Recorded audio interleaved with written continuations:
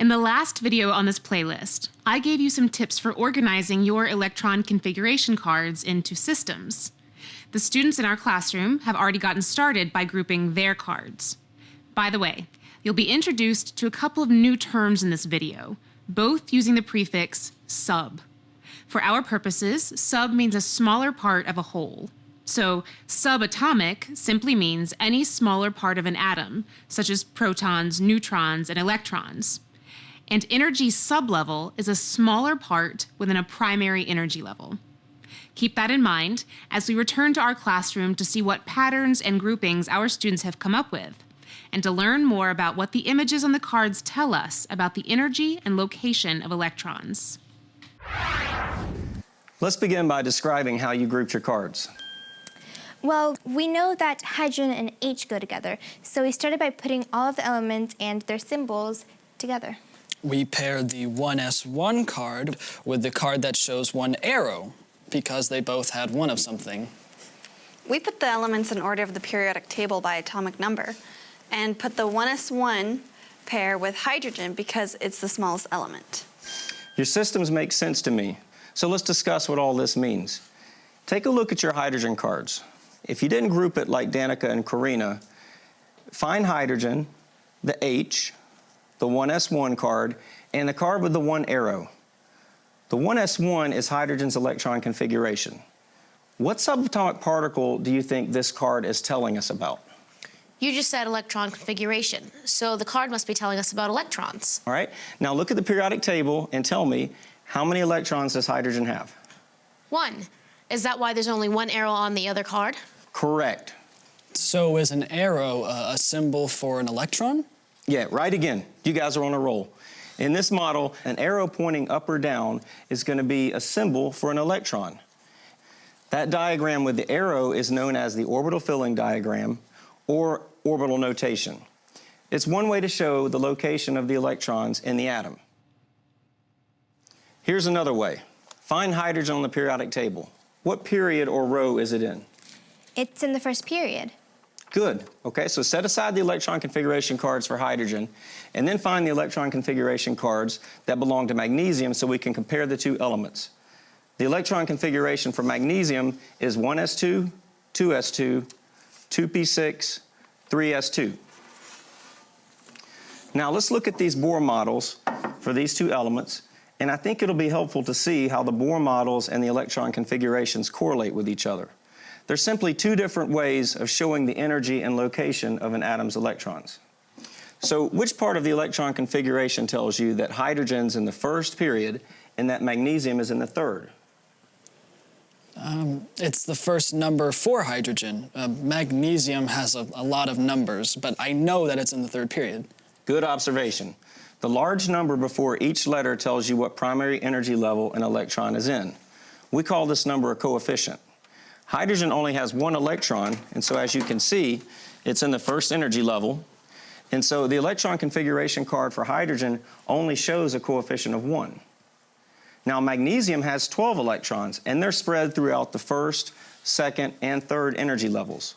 So when you're looking at the electron configuration for magnesium, can you see coefficients of 1, 2, and 3 that are representing the 3 energy levels that magnesium uses? What's the letters mean? Okay, the letter tells you what energy level the electron is in. Okay, so within each primary energy level, there are sublevels, and just like a house has a basement, a main, and upper levels, there are 4 sublevels, and we refer to them with letters S, P, D, and F. Now, primary energy level 1 has only one sublevel, and that is the S sublevel. And so that's why you only see the letter S in the electron configuration for hydrogen. Energy level 2 has 2 sublevels within it. You've got the S and the P sublevels. And as you can see from the electron configuration for magnesium, there are 2S and 2P sublevels. Energy level 3 has 3 sublevels, the S, the P, and the D. There are no 3D sublevels in this configuration for magnesium, but that's just because magnesium doesn't have enough electrons to fill the 3D sublevel. Seems like there's a pattern with the main energy levels and sublevels. Energy level 1 has 1 sublevel, energy level 2 has 2 sublevels, energy level 3 has 3 sublevels. I'll bet that energy 4 has 4 sublevels. You got it. Absolutely right, and that's a great catch. And it'll be easier to remember electron configurations when you see that pattern. And there'll be several more patterns that we'll find as we learn more about electron configurations. But there's one more symbol that we need to introduce, and that is the superscript. Okay, so going back here, this is the number that's in the upper right-hand corner. And it's going to tell you how many electrons there are in that sublevel. How many electrons can each sublevel hold? I remember when we made Bohr models, we learned each energy level can only hold a certain number of electrons. So is that true for the sublevels too? Yes, absolutely true. So an S sublevel can hold 2 electrons. A P sublevel can hold up to 6 electrons. The D sublevel can hold up to 10, and your F sublevel can hold up to 14. So now I have a mathematical challenge for you. How can we use the information that's shown in this table to figure out the maximum number of electrons that will be allowed in each primary energy level? So now this is a very complex topic, so I'll get you started. But if we consider energy level 1 and we know that it contains 1 sublevel, S, then that sublevel holds 2 electrons, and energy level 1 can hold a maximum of 2 electrons. Okay? When we get to the second energy level, now we have S and P sublevels available. So how many electrons do you think we could hold in the second energy level? I'll give it a try. Energy level 2 has an S and P sublevel. Since S holds 2 electrons and P holds 6 electrons, the whole energy level holds 2 plus 6, or 8 total electrons. That's excellent. Okay, did everybody else follow that okay? I didn't. There are just too many levels and numbers. Okay, I agree. So let's make a model of the energy levels and sublevels, and I think that'll help you guys visualize them. This does get a little complicated, so I'm going to jump in here to walk you through a model for all the energy levels, sublevels, and orbitals that chemists use to describe the energy and location of electrons in an atom. I think this model will allow you to visualize how the electrons behave around the nucleus. Imagine that we have a hotel with 7 floors, each floor representing an electron energy level. There's also a lobby level, which will represent the nucleus of the atom. We'll explore the first 4 floors of the hotel for simplicity. Each floor of this hotel for electrons has separate rooms because electrons repel each other and move as far away from each other as possible. Level 1 has only 1 room, the S room. We'll say S is for suite. Level 2 has 2 rooms, an S room and a P room. We'll call the P room a palace. Level 3 has 3 rooms, S, P, and D, the double room. And level 4 has 4 rooms, S, P, D, and F, the family suite. Every electron in an atom has its own very specific energy level and area outside the nucleus where it resides. The primary energy levels and sublevels tell us general information about the energy of the electrons, but not much about the location of each electron. The area outside the nucleus where a specific electron is most likely to be located is described by what we call an orbital. An orbital is a 3-dimensional shape that allows the region of space where a particular electron is likely to be found. Orbitals exist within each sublevel, so we can add them to our electron hotel. We're going to let the orbitals be represented by beds. You can see from our hotel that S sublevels, or rooms, have only 1 orbital, or bed. P sublevels have 3 orbitals, D sublevels have 5 orbitals, and F sublevels have 7 orbitals. Each orbital can hold a maximum of 2 electrons. If we continued with our analogy of the electron hotel, we'd place 2 electrons into each bed to fill up our hotel. By doing that, we'd end up with 2 electrons in level 1, 2 plus 6 equals 8 electrons in level 2, 2 plus 6 plus 10 equals 18 electrons in level 3, and 2 plus 6 plus 10 plus 14 equals 32 electrons in level 4. Have you managed to keep all of that straight? Orbitals within sublevels and sublevels within main energy levels? Don't worry if you're a bit confused. It will become clearer when you practice writing electron configurations. I'm going to give you some background about how the idea of orbitals evolved, which will help you understand what we know and don't know about the behavior of electrons. Let's start by reviewing the definition of an orbital. It's a region of space around the nucleus of an atom where an electron is likely to be found. Each orbital has a unique shape. S orbitals are spherical shaped. P orbitals are shaped kind of like dumbbells. And the shapes of D and F orbitals are actually so complex, it probably wouldn't help you to understand them for this course. The concept of an orbital is an important part of the current model of the atom, which is called the quantum mechanical model. This model still incorporates the discrete energy levels proposed by Bohr, but rather than describing the movement of electrons as a path around the nucleus, we now have evidence that electrons move in a rather random fashion, still not well understood. Although we don't understand the movement of an electron, with the use of orbitals, we can describe the region of space in which they're likely to be located. Several famous scientists contributed to the development of the quantum mechanical model, but a physicist named Erwin Schrödinger is credited with developing the mathematical equations that, when solved, produced the shape of the S, P, D, and F orbitals. Schrödinger received a Nobel Prize for developing these mathematical equations. Now let's go back to our classroom and start putting our new knowledge to practice. I think you're ready to practice writing electron configurations now. And each team should have an atom building board to help you figure out the electron configurations. The boards are arranged with the lowest energy levels closest to the nucleus, progressing to higher energy levels the farther away we move from the nucleus. And we'll use marbles to represent the electrons. And although there are places to add protons and neutrons to the nucleus, we'll focus on the electrons for now. And so there's an important pattern that we need to be able to follow when filling orbitals. We call it the Aufbau principle.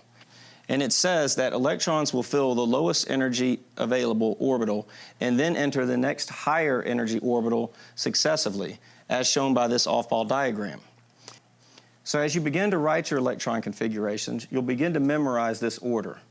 And some people prefer to view an ordered energy level list in a simple list form such as this, rather than in a graphical display. Wait a minute. Why is level 4S before 3D? Okay, I'm glad that you noticed that, because this anomaly repeats itself with 5s and 4d. And in all cases, the s orbital ends up in the higher level relative to the lower energy level for the d orbital. The cause of this anomaly is complex, but for now, it's only important to be aware of it. There are a few anomalies that we'll encounter along the way when we're writing electron configurations, and we'll deal with those as we encounter them. But let's use our atom building boards to model the electron configuration for magnesium. Now, you might remember that we reviewed the electron configuration for magnesium earlier and found that it was 1s2, 2s2, 2p6, 3s2. And you can also see from your periodic table that magnesium has 12 electrons, and each of these electrons must be placed into an orbital. We'll start with the 1s orbital, and then we will continue to fill outward, just like we used the Aufbau diagram before. So work with your partner now to model the electron configuration of magnesium on the atom building board. So we take out 12 marbles and add them to the board, starting with the orbitals closest to the nucleus. That's right. So just go ahead, give it a try on your own, and in a few moments we'll review the results together. And I can put the Aufbau diagram back up on the monitor to help you out. So the first two marbles go in the 1s holes, right? Mm-hmm. Yeah, I think so. Then I guess we go to the second level. Should we put the marbles in the S2 level or in the 2p level? Now look at the Aufbau diagram. Let's see, 2s comes before 2p. Now we go to the third level. After that, and we only have 2 marbles left. They must go in the 3s level. And we're done. Okay, your atom building board should look similar to this diagram here. The red spots represent the marbles or electrons, and it looks like you guys did a great job. So let's practice building another electron configuration. This time we'll do the element iron. And this time I'm not going to give you the electron configuration ahead of time. You'll need to figure it out on your own using the off-ball principle and your atom building board.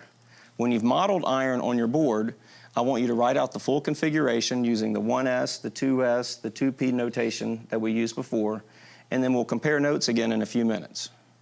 So start building the electron configuration for iron, and make sure you know how many electrons iron has before you start placing them. And I'll put the off-ball diagram back up on the monitor again to help you out. Let's check the periodic table to see how many electrons iron has. Let's see. Iron's symbol is Fe, and its atomic number is 26. So it has 26 electrons, which means we need to use 26 marbles. Okay, I'll start putting the marbles in the orbitals, and you write out the electron configuration as I add them. I'm putting 2 in the first level, 1s, 2 plus 6 more in the second level, 2s and 2p. We've added 10 marbles so far. Do I need to fill up all the orbitals on the third level? Let's check the OPPO diagram and fill them in order. Let's see. Fill the 3s orbital first, then the 3p orbital, and wait a minute.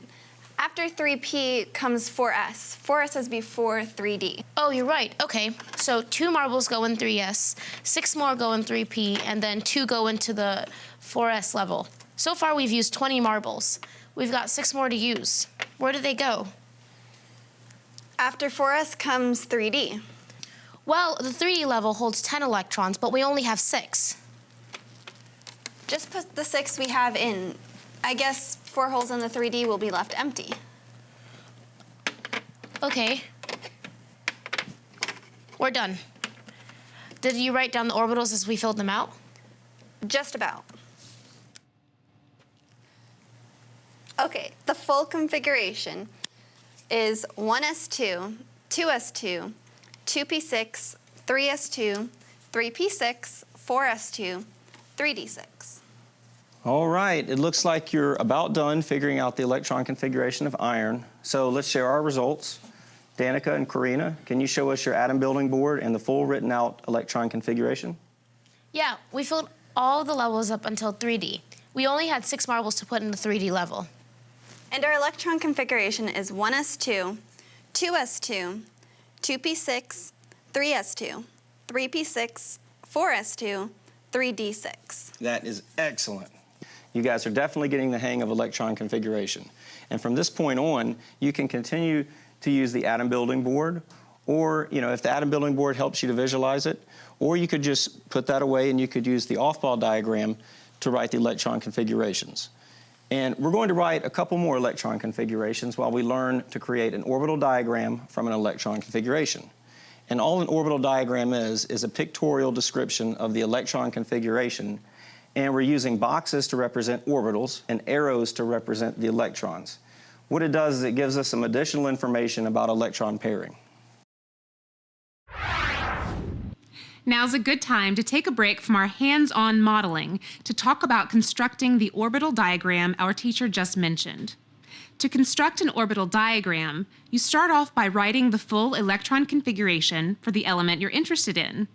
For every sublevel, S, P, D, and F, used in the electron configuration, you'll need to draw the correct number of orbitals, which are represented by boxes. You might remember from our electron hotel that each sublevel has a unique number of orbitals, or beds, in our model. The S sublevel has 1 orbital or bed, the P sublevel has 3, the D level 5, and the F level 7 orbitals. You also learned earlier that each orbital can hold up to 2 electrons, and it's important to note that when 2 electrons do occupy the same orbital, the electrons orient themselves so that they have opposite spin. This phenomenon is called the Pauli exclusion principle. By having opposite spins, the electrons are minimizing their repulsion. We call electrons that occupy the same orbital paired. An unpaired electron is one that occupies an orbital by itself. An arrow pointing up represents an electron with a clockwise spin, and an arrow pointing down represents an electron with a counterclockwise spin. Here's the orbital diagram for magnesium, and below it, the electron configuration. A second rule that needs to be followed when drawing an orbital diagram is called Hund's rule, which says that when electrons are placed into equal energy orbitals, single electrons will move into each one of the equal energy orbitals in that energy level. Once each orbital in that energy level has one electron, additional electrons can be added to form electron pairs. This rule also minimizes electron-electron repulsion. Hund's rule is often encountered when filling the p sublevel, which contains 3 equal energy orbitals. Take a look at the correct and incorrect way to construct an orbital diagram for carbon. Notice that the correct diagram has no paired electrons in the p sublevel.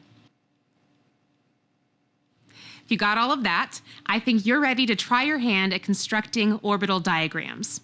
So let's go back to our classroom to get started. Let's finish up our discussion of orbital diagrams by constructing one ourselves. Using the electron configuration that we developed earlier for iron, let's draw its orbital diagram.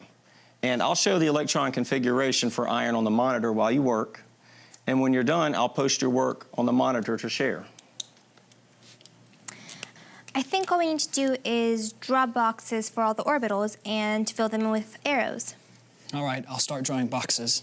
I know we only need one box for the s sublevels because they only have one orbital. And the p sublevel has 3 orbitals. Okay, how does it look so far? We have all the orbitals that iron uses written. Now we just need to add electrons. I'm just going to put 2 electrons into each orbital until I reach the last sublevel, the 3D level. Then the 3D level only has 6 electrons. Don't forget Hund's rule. Only put 1 electron in each 3D orbital before you pair them. All right, there's only one 3D orbital that has a pair of electrons in it. The others just have 1 electron.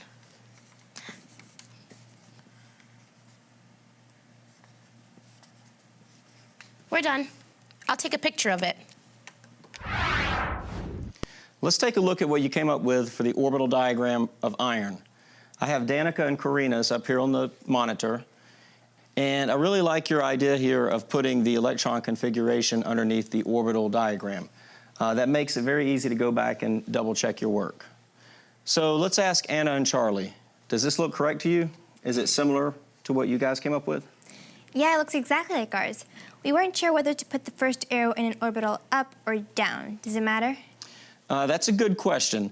The accepted convention is to put that first arrow up, just like Danica and Karina did here. It's nice work. At this point, some of you are probably wondering if there's an easier way to figure out the electron configuration of an element. You may even be wondering why we need to know about electron configurations. It turns out there's a much easier way to determine the electron configuration of an element, and that's simply by using the periodic table. The electron configuration of each element is unique to its position on the periodic table. The energy level is determined by the period, and the number of valence electrons is given by the group number. Once you understand how and why this pattern works, you'll be able to construct an electron configuration simply by looking at the periodic table.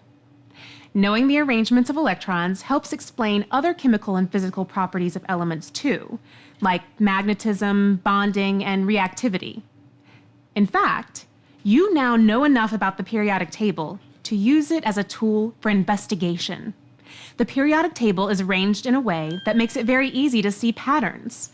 With patterns, you can predict an element's properties, which makes it very easy to know how the element will react in different situations.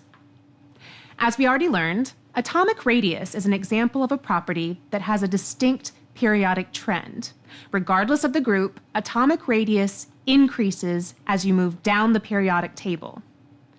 Some properties, however, only change in a uniform manner within a specific group. These properties are often described as having a quasi-periodic trend. Boiling point, for example, only changes in a uniform way within a particular group. When you move to another group, boiling point doesn't always follow a similar pattern. So with all of this in mind, now is a good time to do a performance task with 2 objectives. Your first objective is to discover the relationship between electron configuration of an element and its placement on the periodic table.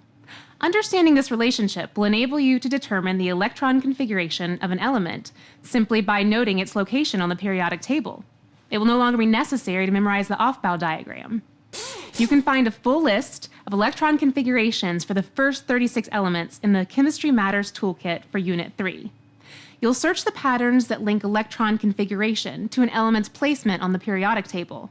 Remember that the coefficients in an electron configuration correspond to the energy levels, or periods, on the periodic table.